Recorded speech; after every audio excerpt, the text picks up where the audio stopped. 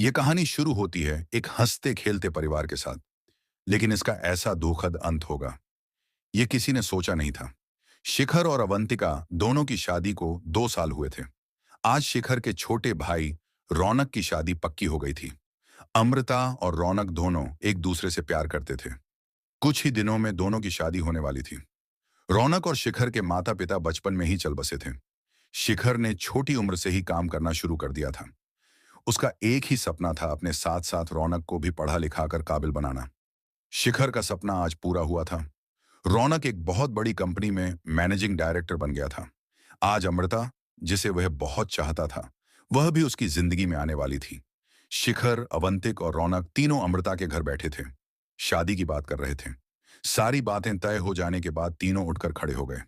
शिखर ने अमृता के पापा से कहा, अंकल, आप शादी की तारीख निकलवा लीजिए। और हाँ, हम शादी बहुत ही सिंपल करना चाहते हैं, तो ज्यादा परेशान मत होना। शादी का सारा इंतजाम मैं देख लूंगा। अमृता के पापा जगवीर जी ने कहा, बेटा, तुमसे बात करके तो मेरा मन ही हल्का हो गया। तुम चिंता मत करो, मैं सब कर लूंगा। शिखर ने अवंतिका की ओर इशारा किया। दोनों विदा लेकर चल दिए। बाहर आकर रौनक ने कहा, भैया, आप भाभी को लेकर चलो, मैं थोड़ी देर में आता हूं। यह सुनकर शिखर ने उसे घूरते हुए कहा, तुझे पता है ना, रात कितनी हो गई है। सुनसान रास्ता है, जंगल भी पड़ता है। चल हमारे साथ। अवंतिका ने कहा, ओफो, आप भी ओल्ड फैशन हो। इसे थोड़ा सा टाइम दीजिए।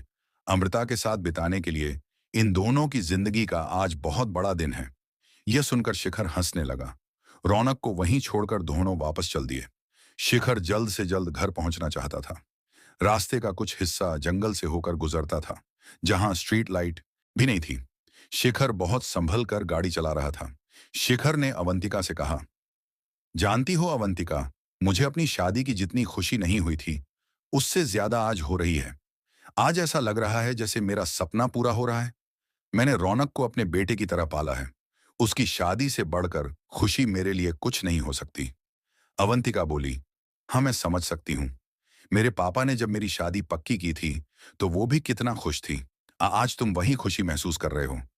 तभी गाड़ी को तेज झटका लगा, जैसे गाड़ी किसी चीज से टकराई हो। शिखर और अवंतिका घबरा गए। शिखर ने फटाफट ब्रेक लगाए। अवंतिका की चीख निकल गई। शिखर ने कहा, पता नहीं, शायद कोई जंगली जानवर होगा। मैंने बातों के चक्कर में ध्यान से देखा नहीं। मैं उतर कर देखता हूं। अवंतिका बहुत डर गई थी। उसने कहा, नहीं, तुम नीचे मत उतरो, चलो यहां से फटाफट। शिखर भी घबरा गया था, लेकिन फिर भी उसने कहा, उतरकर तो देखना पड़ेगा, कहीं कुछ गाड़ी के नीचे न फंसा हो। गाड़ी को कितना नुकसान हुआ, यह भी देखना पड़ेगा। वह अवंतिका से बात कर ही रहा था, तभी अवंतिका सामने शीशे में देखकर चीख पड़ी। उसे देखकर शिखर ने पीछे मुड़कर देखा। एक आदमी खून से लथपथ सड़क पर खड़ा था और अपने आप को घसीटता हुआ उनकी ओर आने की कोशिश कर रहा था। वह बुरी तरह जख्मी था। शिखर और अवंतिका बुरी तरह घबरा गए। शिखर उतरकर उसके पास जाना चाह रहा था, लेकिन अवंतिका ने चिल्लाते हुए कहा, भागो यहां से, तुमने एक आदमी को उड़ा दिया है, पुलिस केस हो जाएगा। घबराहट में शिखर ने गाड़ी भगा दी। फिर उसने सामने शीशे में देखा, वो आदमी गिर पड़ा था और हाथ जोड़कर मदद के लिए पुकार रहा था। शिखर घबराहट में गाड़ी भगाता हुआ बहुत दूर निकल गया। अवंतिका अब भी रो रही थी। शिखर ने कहा, हमें शायद उसकी मदद करनी चाहिए थी, उसे अस्पताल ले जाना चाहिए था। वह मर जाएगा। अवंतिका ने कहा, तुमने देखा नहीं, उसके ऊपर गाड़ी चढ़ गई थी, वो बचेगा नहीं। अस्पताल ले जाते तो तुम फंस जाते। अवंतिका की हां में हां मिलाकर शिखर ने गाड़ी की स्पीड तेज कर दी। कुछ ही देर में वे दोनों शहर में पहुंच गए। वहां पहुंचकर दोनों ने राहत की सांस ली। अवंतिका ने पानी की बोतल निकालकर पानी पिया और बोतल शिखर की ओर बढ़ा दी। शिखर ने मना कर दिया। कुछ ही देर में घर आ गया। शिखर ने गाड़ी पार्क की और उतरकर देखा। गाड़ी पर सामने से डेंट पड़ गया था।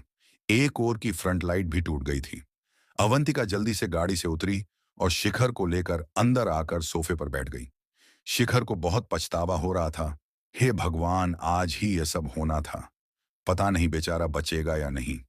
अवंतिका बोली, शिखर, अब इस बात को भूल जाओ। उसे बचाने के चक्कर में तुम्हें पुलिस पकड़ लेती और हम सबका क्या होता। शिखर ने अवंतिका की बात में सहमति जताई, लेकिन उसका मन अंदर से उसे कचोट रहा था। बार बार वही दृश्य दिख रहा था। खून में लथपथ आदमी उठकर किसी तरह उनकी ओर आ रहा था। फिर वह गिर पड़ा और जमीन पर पड़े पड़े हाथ जोड़ रहा था। शेष आगे नेक्स्ट पार्ट के लिए चैनल को लाइक और सब्सक्राइब जरूर करें।